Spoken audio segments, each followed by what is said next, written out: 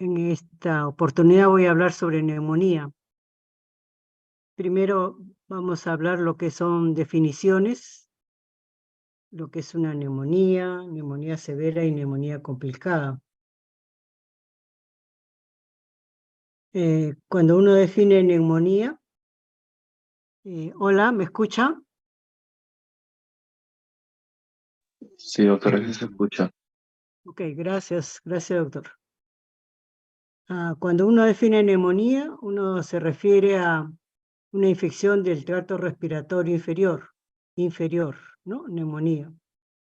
Neumonía severa es cuando la neumonía está asociada a distrés respiratorio, más uno de los elementos siguientes.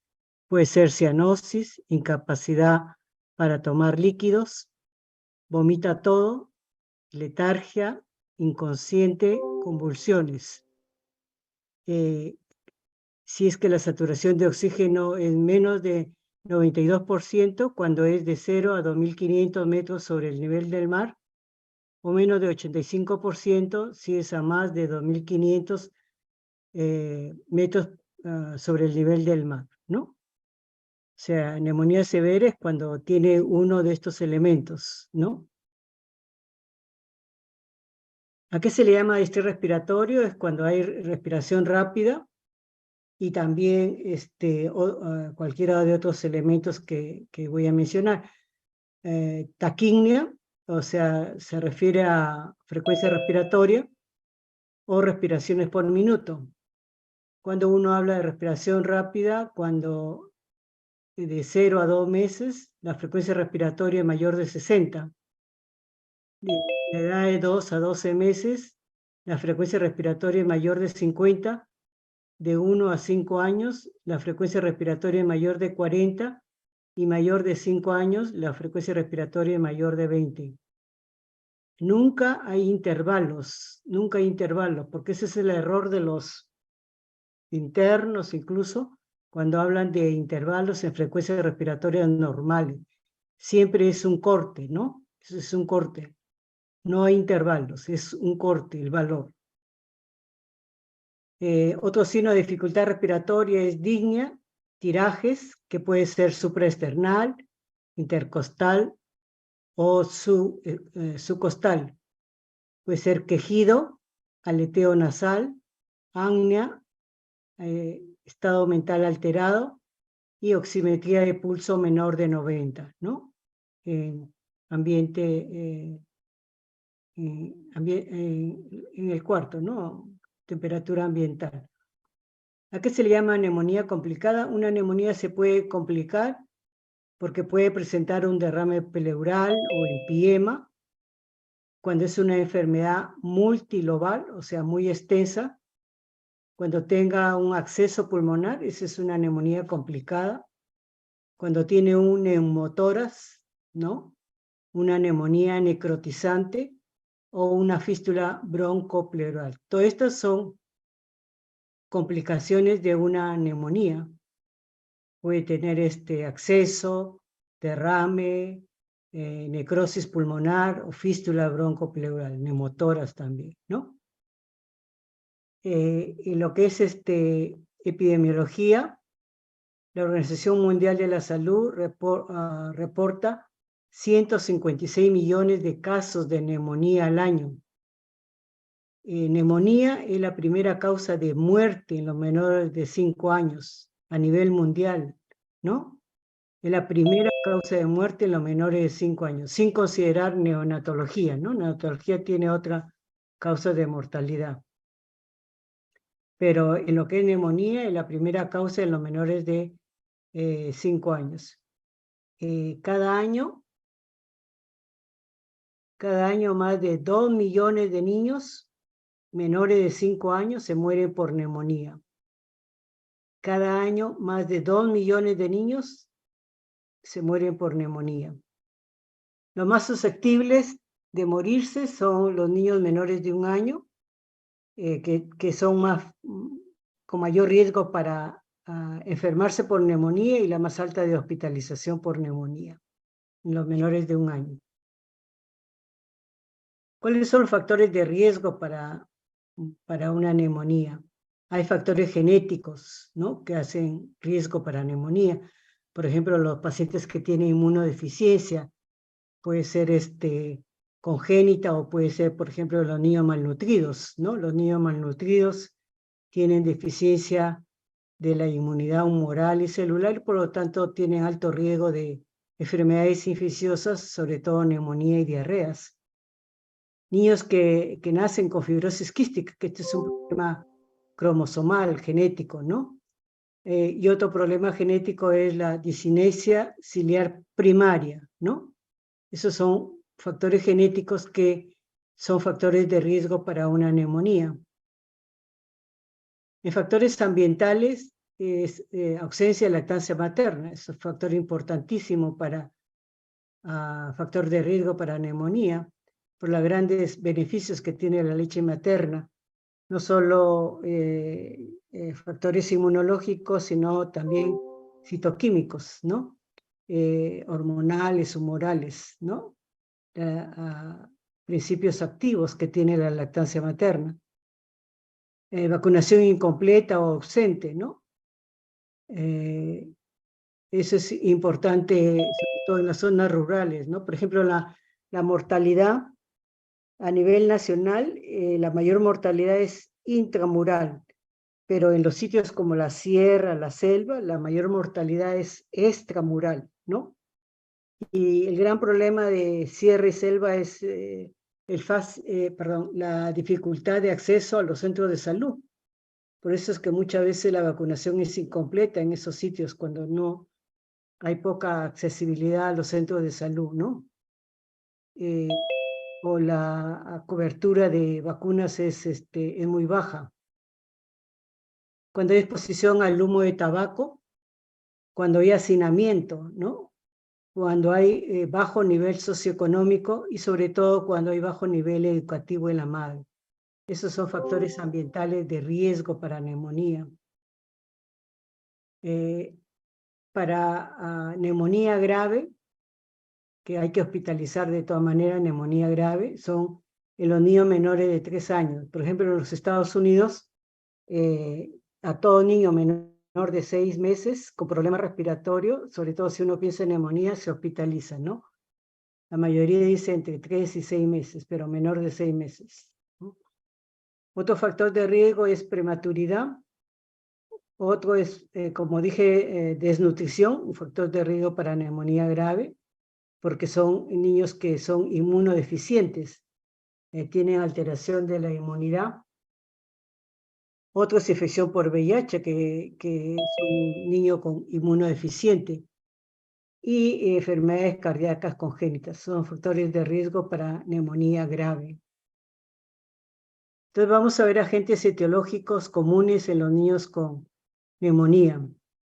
En los menores de 1 mes, llámese neonatos, en la etapa neonatal, hay bacterias, virus y otros, ¿no? En bacterias, todo lo que es sepsis neonatal, ¿no? El estreptococo beta hemolítico grupo B, los gram negativos como E. coli, Klebsiella, Listeria monocitógenes, clamidia, trachomatis, estafilococo aureus, ureaplasma ureolítico. Por ejemplo, el clamidia trachomatis es causa de neumonía y el antecedente importante es que estos niños tienen conjuntivitis y la madre tiene infección genital, ¿no? Cuando uno habla de clamidia trachomatis. Listeria monocitógenes es un germen que es frecuente acá en Perú y es causante de meningitis. En el Hipólito Unanue nosotros hemos tenido niños con, no solo a nivel neonatal, sino también niños mayorcitos con listeria, meningitis por listeria, ¿no? Entonces, cuando uno habla de estos gérmenes es importante tratar de identificar el agente etiológico porque el tratamiento es diferente, ¿no? Es diferente entre clamidia y E. coli, por ejemplo, ¿no? En lo que es virus, a nivel neonatal, bueno, virus, citomegalovirus, herpesvirus, virus sincicial respiratorio, enterovirus, adenovirus, rubiola, influenza ave y parainfluenza. Y otros tenemos cándida, toxoplasma y treponema pálido, ¿no? Sífilis. Actualmente la incidencia de sífilis a nivel mundial ha aumentado, ¿no? Sífilis. Tanto en gestantes como en recién nacido, por supuesto, ¿no? De 1 mes a 3 meses tenemos en primer lugar estreptococo neumonía. Acá ya tenemos también clamidia trachomatis, porque es menor de 3 meses, clamidia. Hemófilos influenza tipo B. Hay un hemófilos influenza tipo B y hay otro no tipificable. Generalmente el no tipificable es causa rara, ¿no? Pero hay casos de neumonía por hemófilos no tipificable, sobre todo en pacientes que tienen enfermedad pulmonar crónica. Otro germen es estafilococo aureus, Bordetella pertussis, listeria, sigue listeria, Mycoplasma y Pseudomonas aeruginosa. Entre los virus tenemos virus incisional respiratorio, citomegalovirus, influenza A, B, parainfluenza, adenovirus y metaneumovirus, ¿no? El adenovirus es un virus especial porque es un virus agresivo que produce secuelas en los niños, ¿no? Sobre todo broncoespasmo a repetición, el adenovirus. Y cuando uno tiene un niño con o sibilancias a repetición o broncoespasmo, no solo el adenovirus da neumonía, sino sibilancias a repetición, ¿no? En los niños que tienen de 4 meses a 4 años, sí, en primer lugar, estreptococo neumonía. Estreptococo neumonía o neumococo es la bacteria más frecuente causante de neumonías en los niños, ¿no? Salvo el periodo neonatal. Después tenemos Hemófilos, Moraxella catarralis, Staphylococcus aureus. Tenemos el Staphylococcus aureus meticilino resistente adquirido en comunidad, ¿no? O sea, no solo el sensible a meticilino, sino resistente a meticilino, ¿no? Mycoplasma pneumonia, tuberculosis, Mycobacteria tuberculosis y leptospira. En lo que es virus, tenemos el virus incisional respiratorio, influenza AB, parainfluenza, adenovirus, metaneumovirus, rinovirus y coronavirus. Y ya entre los niños de 5 años a 12 años tenemos estreptococo neumonía, micoplasma, porque en esta edad, en la etapa escolar sobre todo, ya aparece micoplasma con mayor frecuencia, ¿no? Ya aparece clamidofilia, neumonía, a diferencia de clamidia que hemos dicho que en los niños pequeñitos, en cambio, clamidofilia, neumonía es en los niños mayores, ¿no? Igual que micoplasma, eso se ve más en escolares y adolescentes. Después Coxiella burnetii y Mycobacterium tuberculoso. En lo que es virus tenemos influenza A, B, IBAR, y en otros tenemos coccidioides, igmitis, histoplasma y blastomisis dermatitidis. Entonces, en lo que es el cuadro clínico, por ejemplo, la Organización Mundial de la Salud consideró que cuando uno tiene fiebre, tos y taquimia, uno debería llevar a los niños a cualquier centro de salud a una posta porque puede tener neumonía. Pero eso generalmente es aplicable a la comunidad, pero ustedes saben que fiebre, tos y taquimia pueden dar muchas cosas, como por ejemplo asma, bronquiolitis, aparte de neumonía. Entonces, fiebre, tos y taquimia son sugerentes de neumonía, pero no son exclusivos de neumonía, ¿no? Por eso que si bien la sensibilidad es alta, la especificidad es poco. En cambio, la hipoxia y el esfuerzo, ¿alguien quiere levantar la mano? Creo que alguien levantó la mano.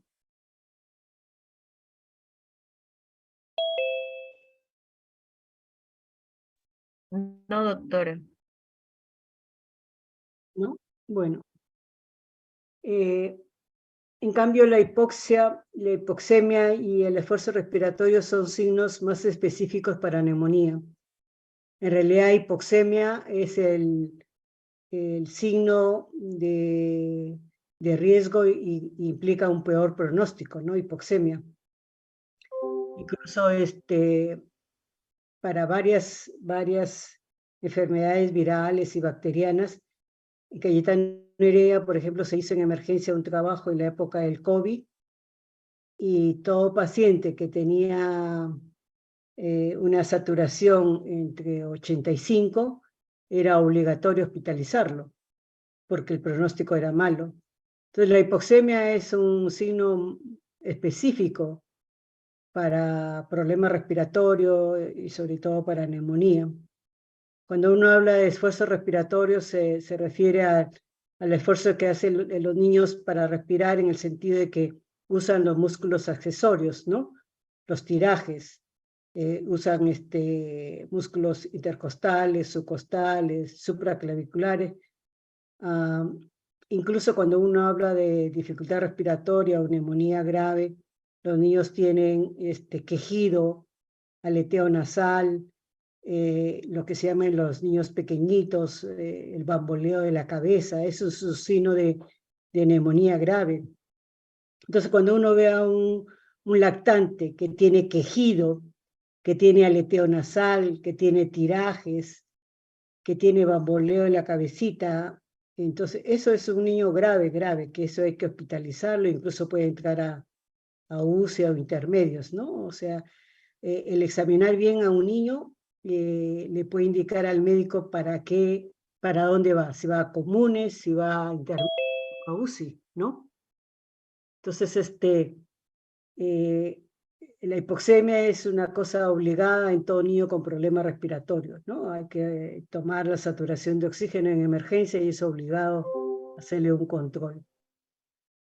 ¿Cuándo se podría pensar de una neumonía viral? Lo que todos dicen es que ni clínicamente ni radiológicamente no pueda diferenciar neumonía viral de bacteriana. Eso se dice y eso está bien demostrado. Pero generalmente, cuando uno habla de neumonía viral, generalmente el paciente comienza con un problema de vías respiratorias altas, no con catarro, rinorrea, y generalmente puede tener pues diarrea, conjuntivitis, y que después eso progresa a vías respiratorias bajas, ¿no? Y ¿cuándo se podría pensar en neumonía típica? Generalmente la neumonía típica más se ve en escolares, en adolescentes, pero en escolares más, y generalmente es una enfermedad subaguda, con una fiebre de bajo grado. Generalmente el paciente tiene cefalea, mialgias, tos seca, puede haber broncoespasmo, y de ahí la diferencia, por ejemplo, en los niños que silban por primera vez, y el niño tiene pues 5 años, 7 años, ¿no? Es un niño escolar y que está silbando y que no tiene historia de asma, ¿no? Pero una de las cosas que uno puede plantear es neumonía típica. ¿Por qué? Porque generalmente los niños asmáticos comienzan a silbar más temprano. Claro que un asmático puede silbar tardíamente, claro, pero un escolar que tiene una enfermedad subaguda, que tiene tos seca, que tiene mialgia, cefalea y que tiene broncoespasmo, uno pudiera, si es escolar sobre todo, no pudiera pensar en un atípico, ¿no? En el examen físico es importante todo: inspección, palpación, percusión, auscultación. En la inspección hay que observar la forma del tórax. A veces hay niños con tórax excavado o tórax abombado. Un tórax abombado, un problema puede ser un neumotórax, presencia de tirajes para ver severidad de la neumonía. En la palpación hay que evaluar vibraciones vocales, En la percusión hay que evaluar presencia de matidez. Esta percusión es importantísimo en todo niño con problema respiratorio. Por ejemplo, en los niños que tienen broncoespasmo y que tienen atrapamiento de aire, por ejemplo, bronquiolitis, asma, niños que silban o que hay atrapamiento de aire. En esos niños hay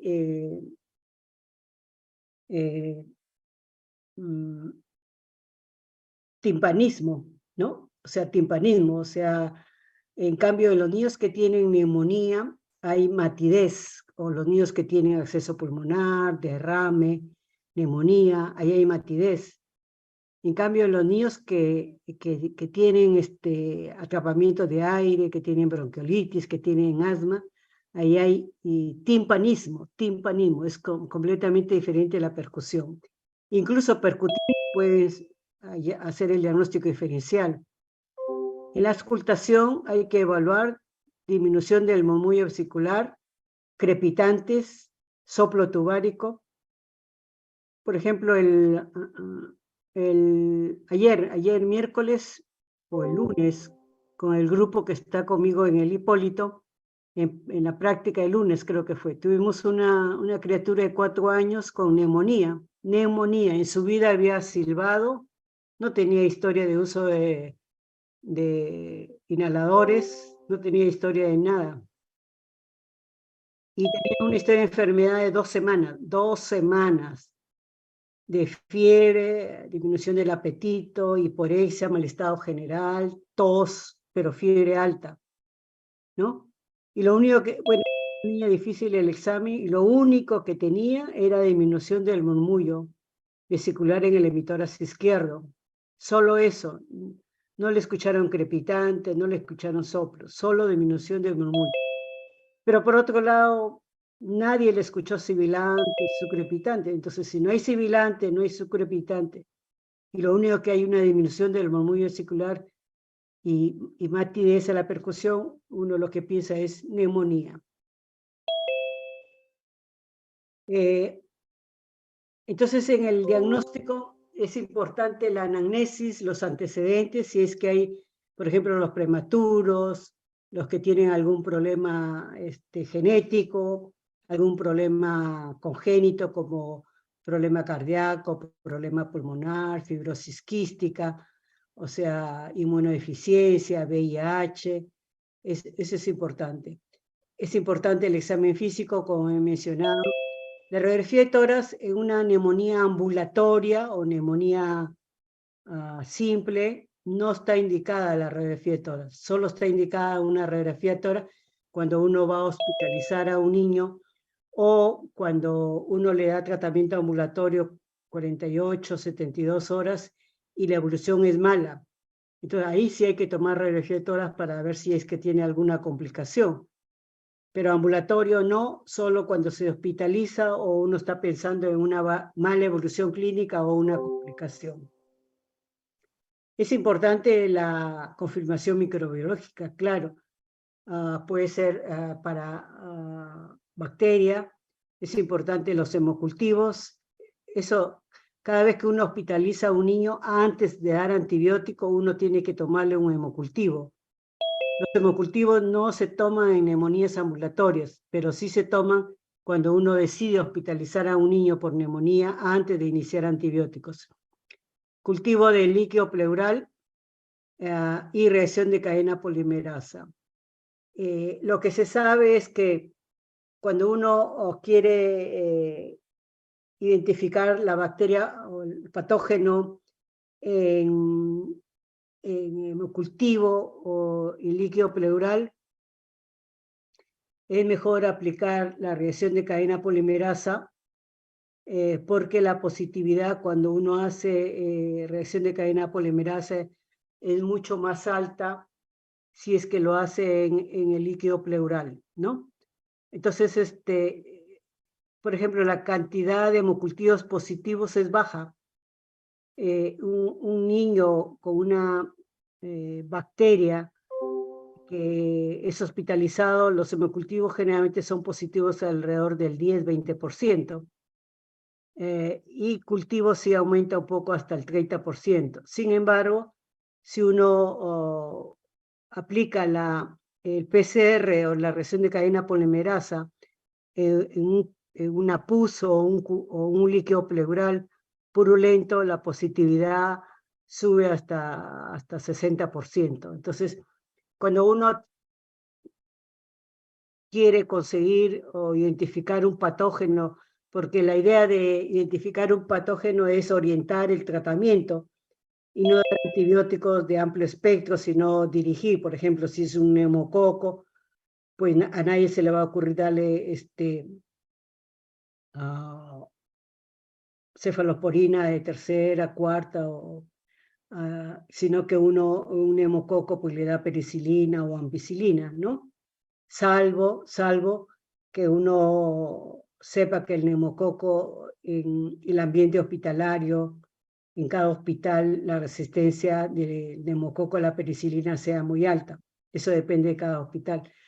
Entonces, es importante el patógeno porque eso dirige la antibiótico de un espectro estrecho hacia un patógeno específico, ¿no?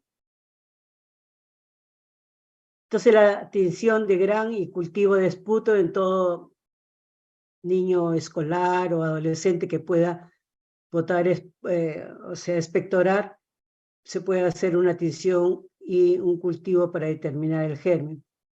Para patógenos virales, la inmunofluorescencia indirecta para virus y el PCR también para virus, como por ejemplo para influenza, el COVID, ¿no?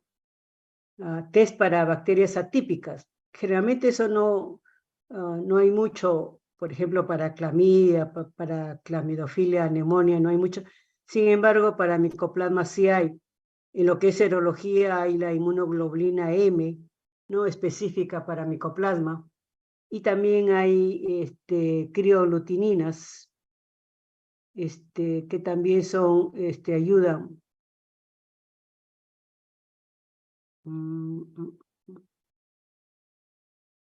¿Dónde está el puntero? Crioglutininas, que también ayudan para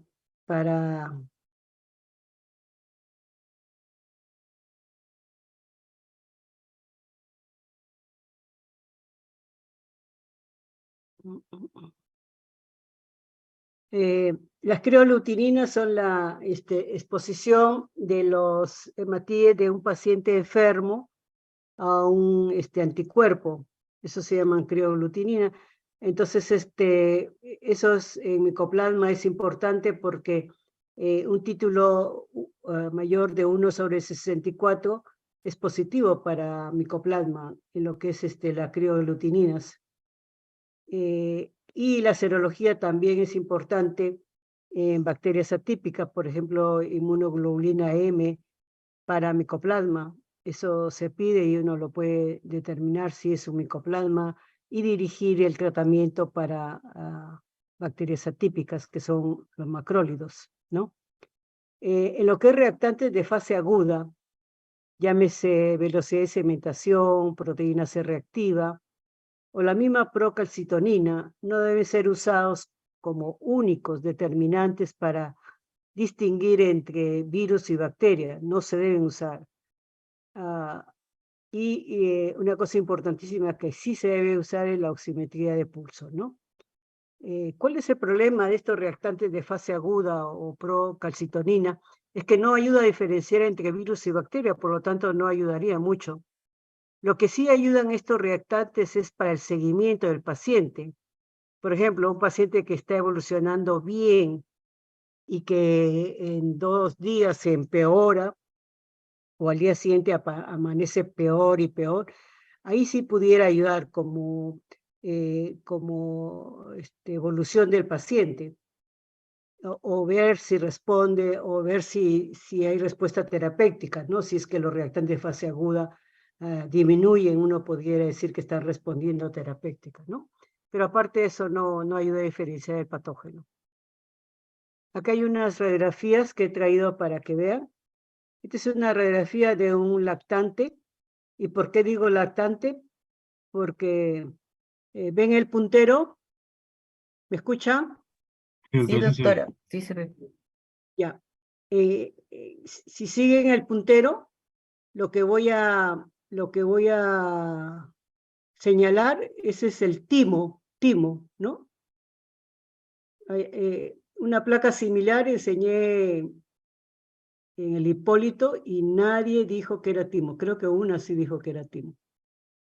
Entonces, en los menores de 2 años, ensanchamiento del mediastino en la parte superior, claro, es un lactante o menor de 2 años.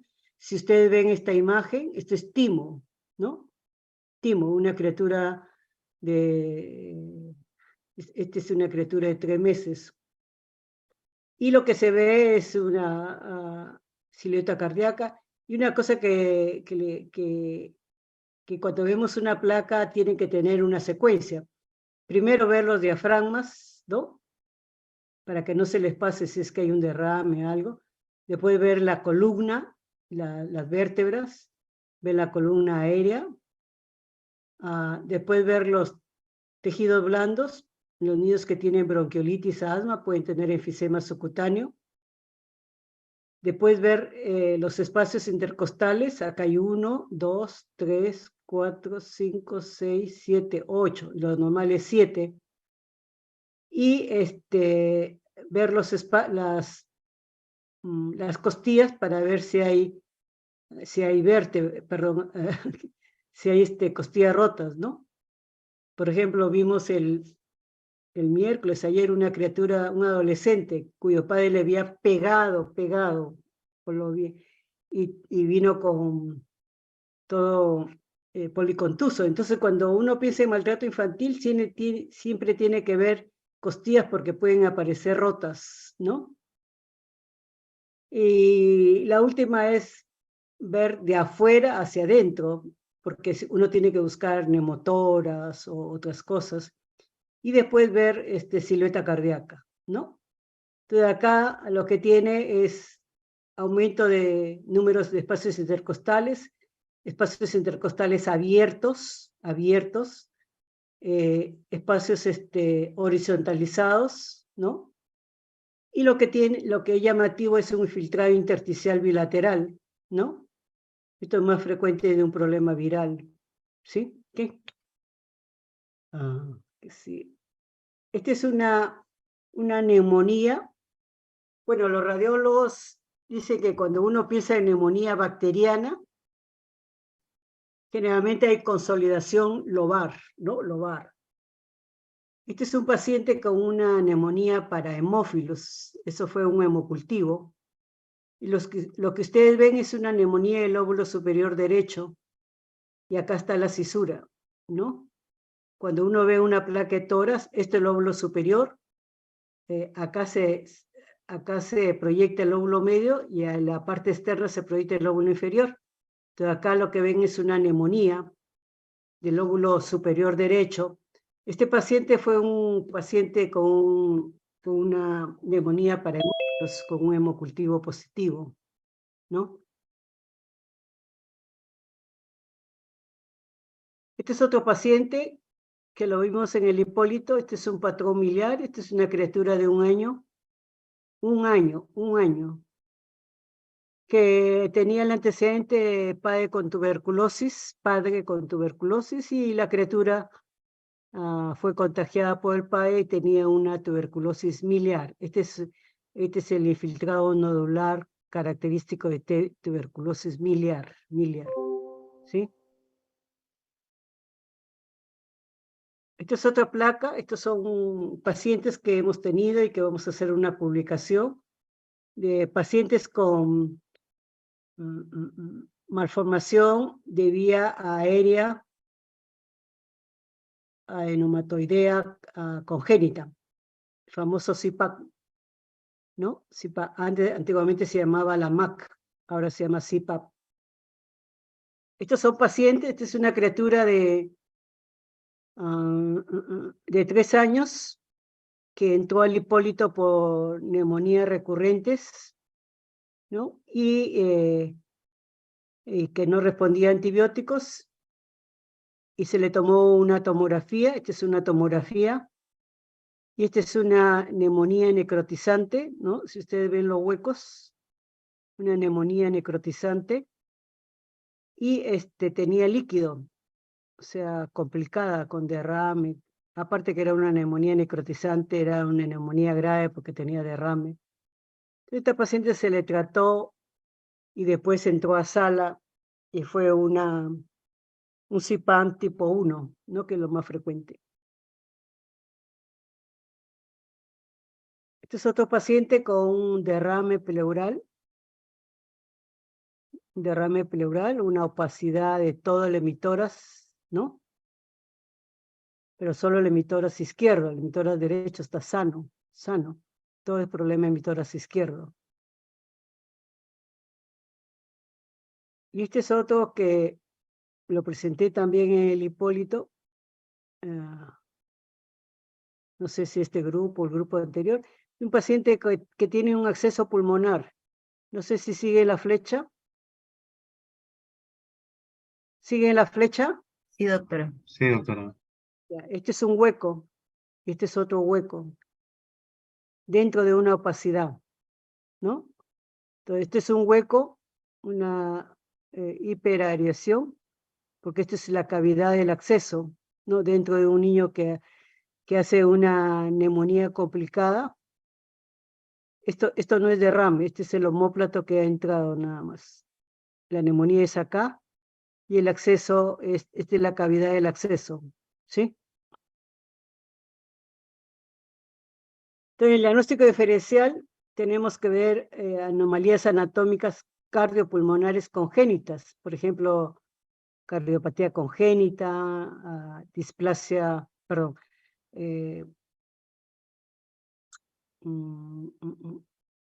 membrana hialina, ¿no?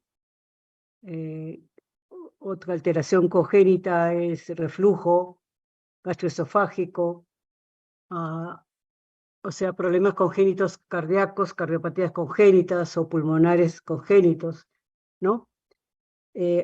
Otro diagnóstico diferencial, uno tiene que hacerlo con bronquiolitis y asma. Ya les he dicho cómo hacer el diagnóstico diferencial, solo haciendo la percusión ustedes pueden hacer el diagnóstico diferencial. Otras son enfermedades pulmonares crónicas, por ejemplo, fibrosis quística, que da neumonías a repetición, ¿no? Problemas crónicos pulmonares como vasculitis, como lupus, granulomatosas, problemas pulmonares crónicos como tuberculosis, ¿no? ¿Cuáles son los criterios para hospitalizar? O sea, obligado uno tiene que hospitalizar a todo niño menor de 2 meses que uno piensa que tenga neumonía. Eso es obligado. Todo niño que tenga una saturación menos de 92, cuando tiene una altitud entre 0 y 2500, o una saturación menos de 85 cuando uno tiene una altitud más de 2500 metros sobre el nivel del mar. Cuando hay dificultad respiratoria, ya hemos dicho, no solo cuando hay respiración rápida, sino hay tiraje, cianosis, aleteo nasal, quejido.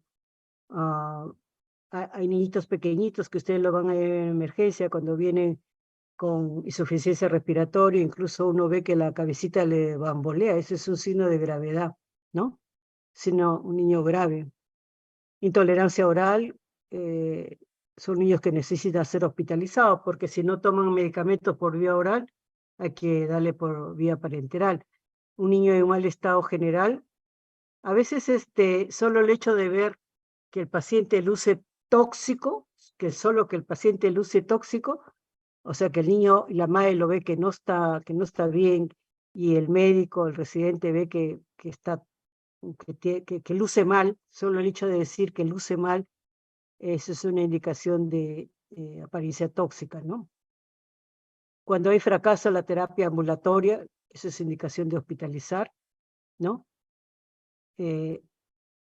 cuando hay comorbilidades, llámese problemas congénitos, cardíacos o pulmonares, o inmunodeficiencias, es una comorbilidad, VIH, enfermedad por reflujo, cardiopatías, problemas pulmonares crónicos, desnutrición, todo eso son comorbilidades en las cuales uno tiene que hospitalizar a los niños. O sea, la comorbilidad, el hecho de tener una comorbilidad hace que la neumonía vaya mal, no vaya mal. Entonces, de todas maneras hay que hospitalizar. Los niños que tienen neumonía complicada, eso hay que hospitalizar. Cuando el niño tiene difícil acceso al centro de salud, o sea que no hay forma que sea controlado, que reciba un tratamiento adecuado o una supervisión, es mejor hospitalizarlo. O que tiene dificultad para completar el tratamiento ambulatorio, esa es también indicación de hospitalizar. Por ejemplo, hay padres que no están en la casa, que lo cuida la abuela o que lo cuida una chica de la casa. Entonces, si hay dificultad para que le den el tratamiento, mejor es hospitalizarlo, ¿no? En lo que es laboratorio, bueno, el hemograma y hemoglobina mayormente no ayuda, salvo algunos datos, por ejemplo, si el hemograma tiene una leucocitosis, digamos, de 19 o 20.000 leucocitos, bueno, ese es un signo de gravedad, o ayudaría para decir que es una, que hay que hospitalizar, pero mayormente el hemograma no ayuda mucho porque incluso hay problemas virales como adenovirus, sarampión, coqueluche, que dan reacciones leucemoides, ¿no? Entonces el hemograma no ayuda para diferenciar virus o bacteria. De repente una de las cosas que sí pudiera ayudar, pero tampoco mucho, es el predominio de neutrófilos, cuando hay un problema agudo o severo, o el predominio de linfocitos. Cuando hay predominio de linfocitos, de repente ayudaría para inclinarse a un problema viral, ¿no? Aparte de eso, el hemograma no ayudaría. Bueno, si es que hubiera anemia, plaquetopenia, en un paciente con neumonía neumocócica, uno pudiera pensar en síndrome urémico hemolítico, que es una cosa rara en una neumonía neumocócica. El PCR en lo que es reactantes de fase aguda, igual que la velocidad de cementación y la procalcitonina, ayudaría más que todo en lo que es la evolución, de repente ver si el paciente responde a terapia o si el paciente estando bien empeora clínicamente, uno pudiera ayudar eso, ¿no? Pero aparte de eso no.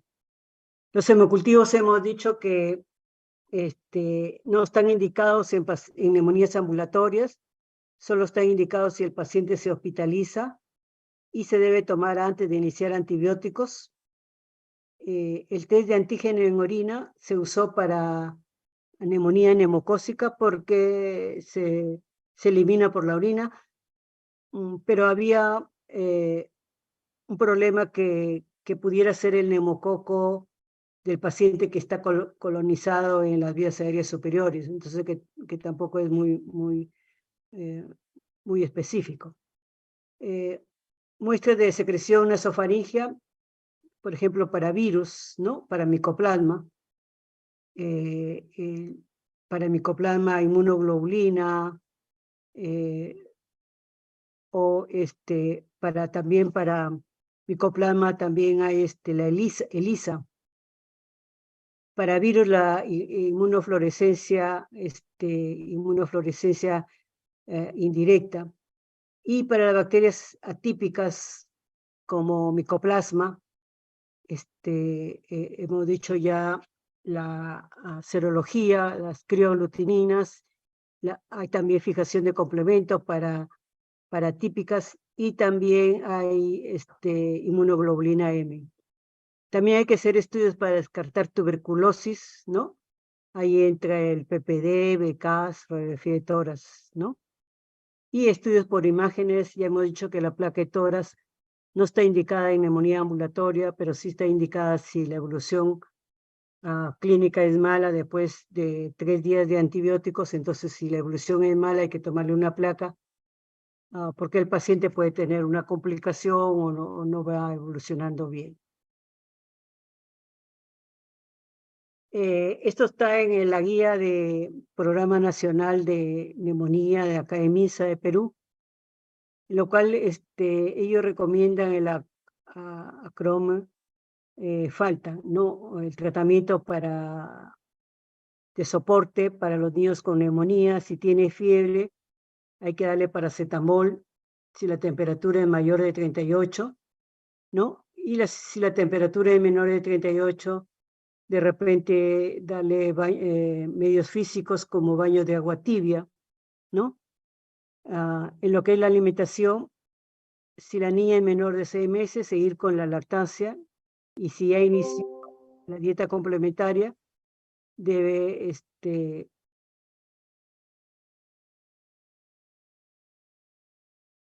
continuar dándole a sus alimentos habituales. En lo que es líquidos, hay que aumentar el aporte de líquidos, porque el niño pierde líquidos por la fiebre, pierde líquidos por la respiración rápida, y peor, si el niño tiene hiporexia, pues se puede deshidratar. Entonces, en estos casos siempre hay que aumentar la cantidad de líquido, y si está deshidratado, hay que ponerle un endovenoso. En lo que es la tos, evitar el uso de antitusígenos, expectorantes, evitar antihistamínicos, descongestionantes, ¿no? Signos de alarma, tiene que acudir de inmediato si tiene dificultad para respirar, o sea, taquimia, tiraje. Si persiste la fiebre, a pesar de 48 horas de tratamiento. Si tiene dificultad para beber o vómitos frecuentes. Si tiene compromiso el sensorio, si el niño o la niña no mejora. Y en la nariz, los niños menores de 2 años son respiradores nasales. Entonces, a veces un niño un niño menor de 2 años, de 1 año, un niño menor de 1 año, respirador nasal. Entonces, cuando venga de emergencia y vienen con la nariz tapada, con mucha secreción nasal, incluso hay niños que tienen tiraje, y si usted le limpia solo la nariz, le limpia. ¿Y cómo limpiarla? O lo pueden hacer una aspiración, o le pueden limpiar con agua con sal, ¿no? También lo pueden usar. Media cucharita de sal en media taza de agua. Entonces, o suero fisiológico, el famoso Rinobebé. Entonces, pero eso del Rinobebé hay que aplicar 5 a 10 gotas en cada fosa nasal, ¿no? 5 a 10 gotas en cada fosa nasal, con la frecuencia necesaria. A veces la madre le aplica 1 gota y a veces no es suficiente, ¿no? Hay que aplicar mayor cantidad. Entonces, a veces uno despeja la vía nasal, la vía aérea superior, y a veces incluso el tiraje desaparece, porque los niños son respiradores nasales. Respiradores nasales. Todo niño pequeñito, que ustedes vean que las fosas nasales están bien, con muchas secreciones, que no puede respirar, primero lo que tiene que hacer es despejar las fosas nasales. En lo que es tratamiento para influenza, hay varios.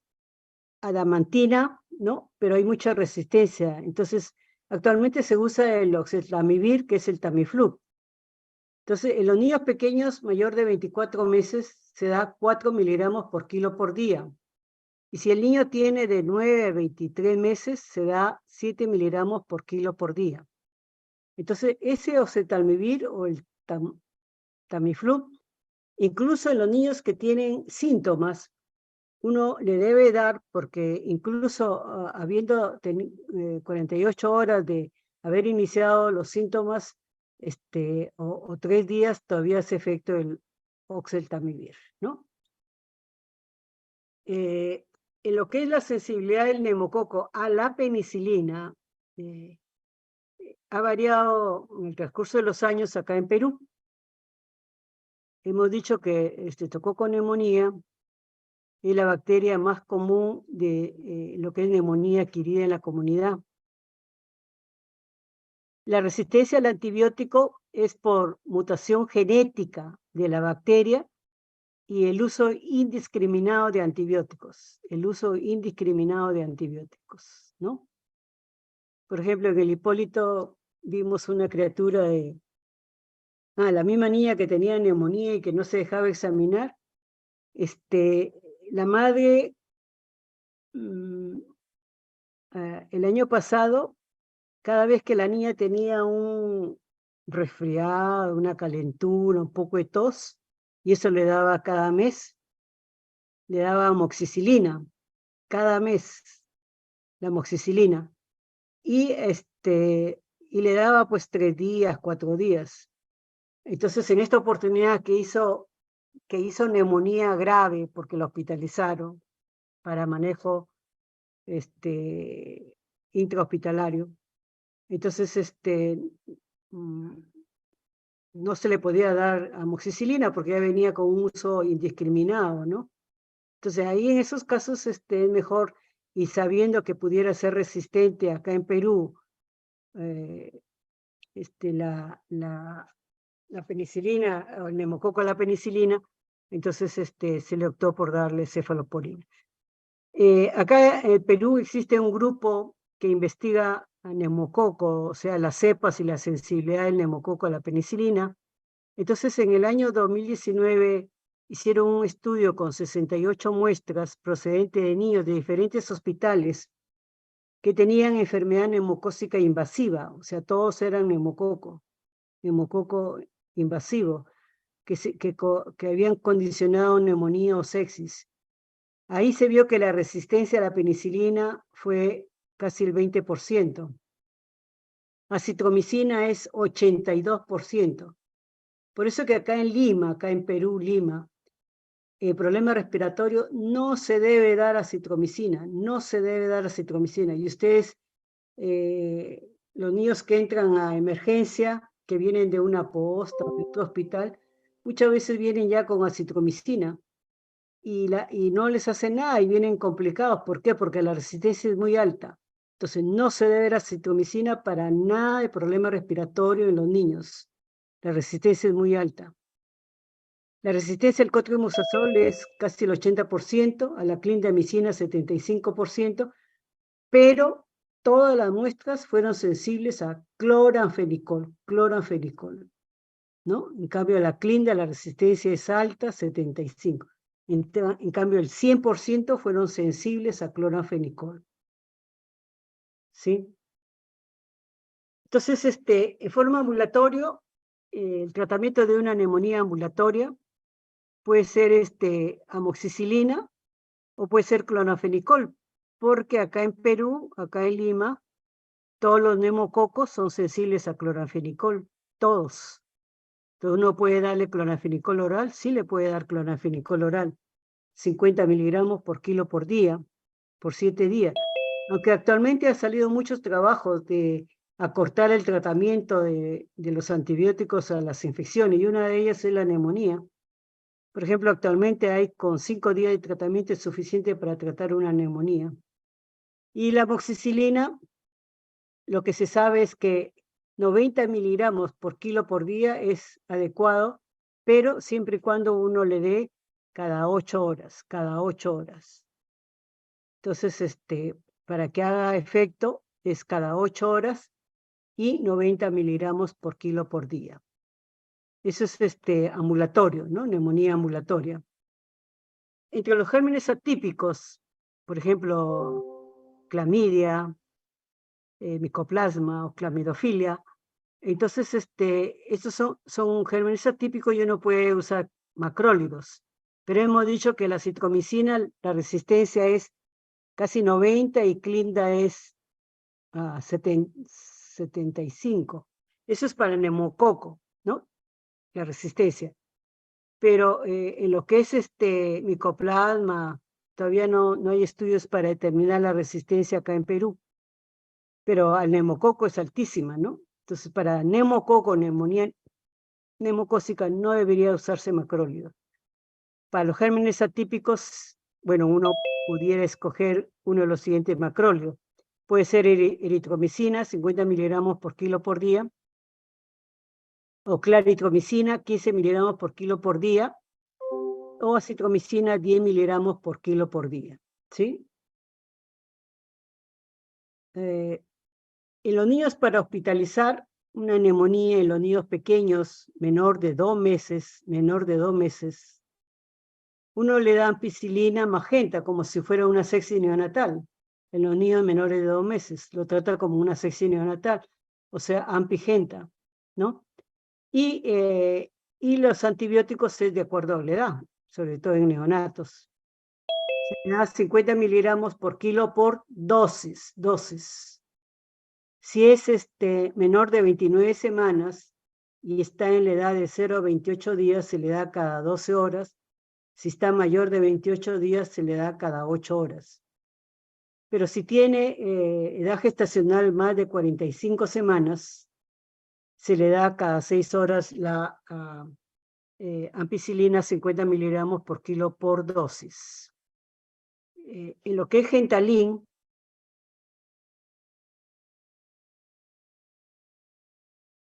si le da es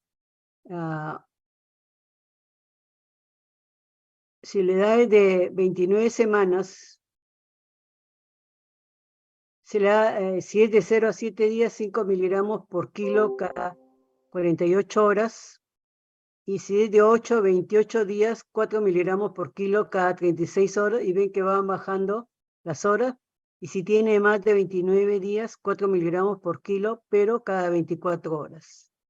Si el niño tiene más de 35 semanas, se le da 4 miligramos por kilo cada 24 horas. Igual, 7 días de tratamiento por vía endovenosa. Le pueden dar ampigenta o ampicilina más amicacina. Y en lo que es amicacina, si el paciente menos de 29 semanas y tiene de 0 a 7 días de vida, se le da 18 miligramos por kilo cada 48 horas. Si tiene entre 8 y 28 días, se le da 15 miligramos por kilo cada 36 horas. Y si tiene más de 29 días, se le da 15 miligramos por kilo cada 24 horas. Entonces, de acuerdo a la edad, si tiene más de 35 semanas, se le da 15 miligramos por kilo por día, endovenoso cada 24 horas, ¿no? De acuerdo a la edad. Si el niño tiene de 2 meses a 12 años, uno le puede dar ampicilina endovenosa. La ampicilina se le da de 150 a 200 miligramos por kilo por día, dividido cada 6 horas, ¿no? 200 miligramos por kilo por día. Si es clorafenicol, se le puede dar hasta 100 miligramos por kilo por día, dividido cada 6 horas. Y si es penicilina G sódica, 200 a 250.000 unidades internacionales por kilo por día, dividido cada 6 horas. Estas dosis son importantes que se aprendan, porque lo que sí he visto en el Hipólito es que en lo que es terapéutica, en lo que es dosis, gérmenes, etiología, muy baja, muy baja lo que saben, ¿no? Sobre todo dosis no. Entonces tienen que aprenderse dosis, porque el momento que lleguen al internado, no van a estar pues con su librito o con el internet al lado, ¿no? Eso tienen que saberlo, ¿sí? Sobre todo los niños que vengan graves y que necesitan ser hospitalizados, porque mientras que vean en internet o vean su librito o su cuadernito, entonces ya se demora mucho tiempo y el niño delicado necesita manejo rápido.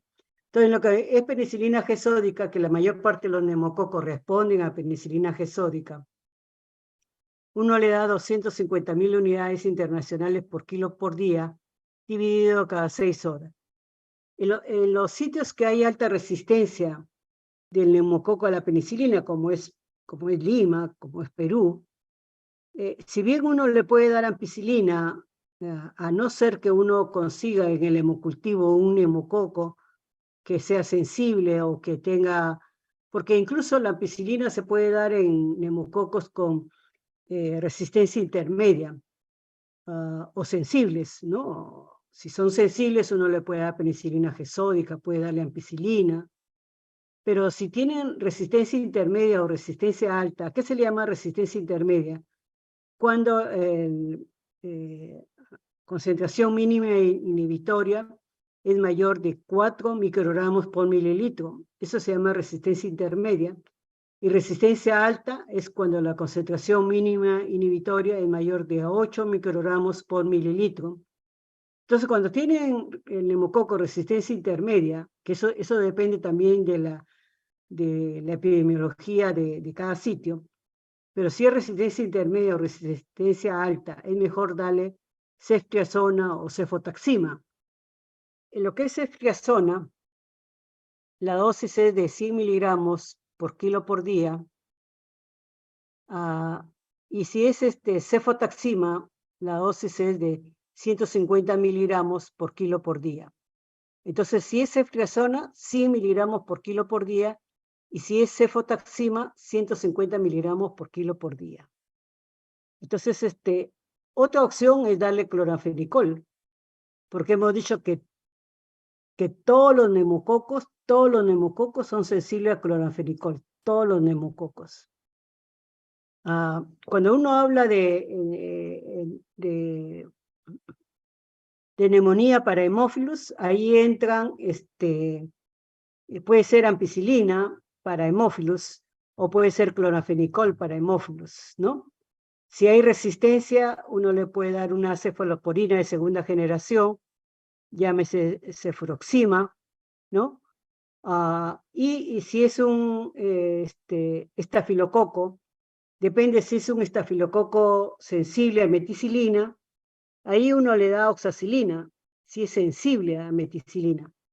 Pero si es resistente a meticilina, que también son resistentes a meticilina cuando vienen estafilococos de la comunidad, entonces ahí uno puede comenzar con clindamicina o vancomicina. Cualquiera de los dos es bueno para estafilococo resistente a meticilino resistente, ¿no? Entonces, cuando uno ve una neumonía, por ejemplo, que ha evolucionado rápidamente, agresiva, con derrame, con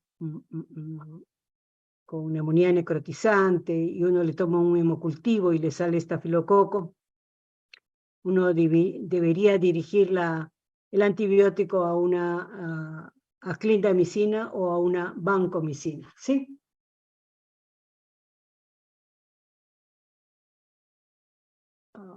Solo penicilina G-sódica es cuando el neumococo es altamente sensible a penicilina, ahí sí funciona la penicilina para neumonía neumocócica.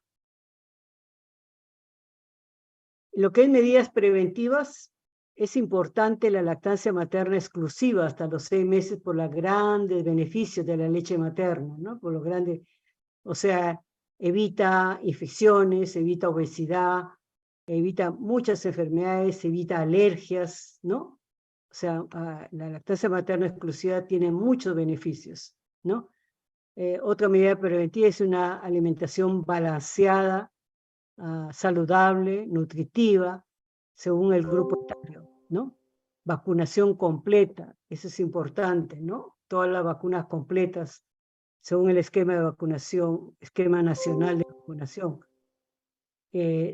Cuando vino la vacuna del neumococo, la 13 valente, primero la 7 valente, después la 10 valente y ahora la 13 valente, que ya se está aplicando. Entonces, la incidencia de neumonía bajó tremendamente, ¿no? Bajó tremendamente. Sin embargo, las neumonías complicadas se mantuvieron igual, y eso se pensó porque habían serotipos de neumococos, sobre todo el 19A, que acá en Perú condiciona el 50% de las neumonías, que no está cubierto por la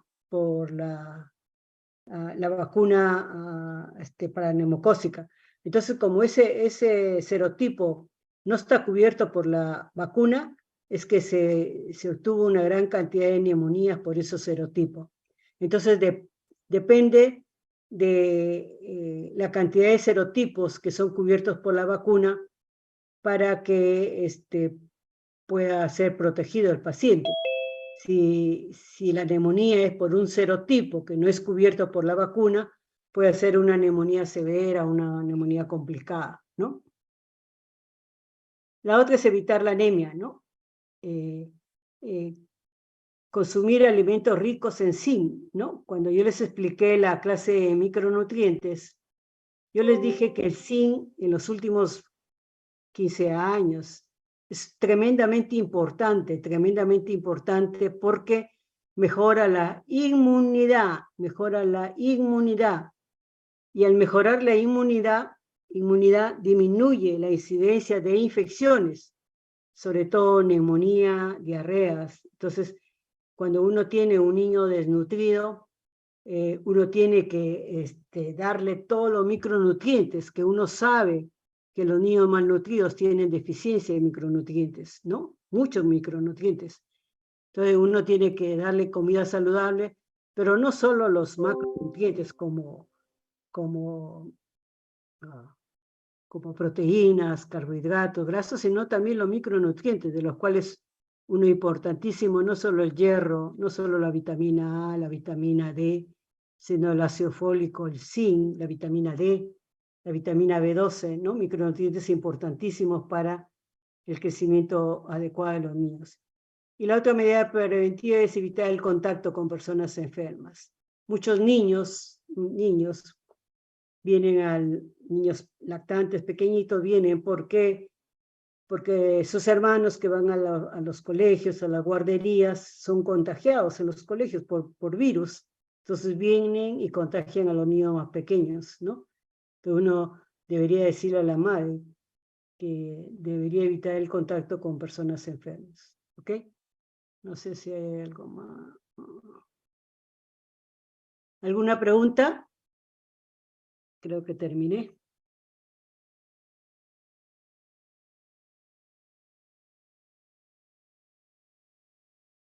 Hola, ¿alguna pregunta? No, doctora, todo claro. Ok, muchas gracias. Nos vemos. Hasta la próxima.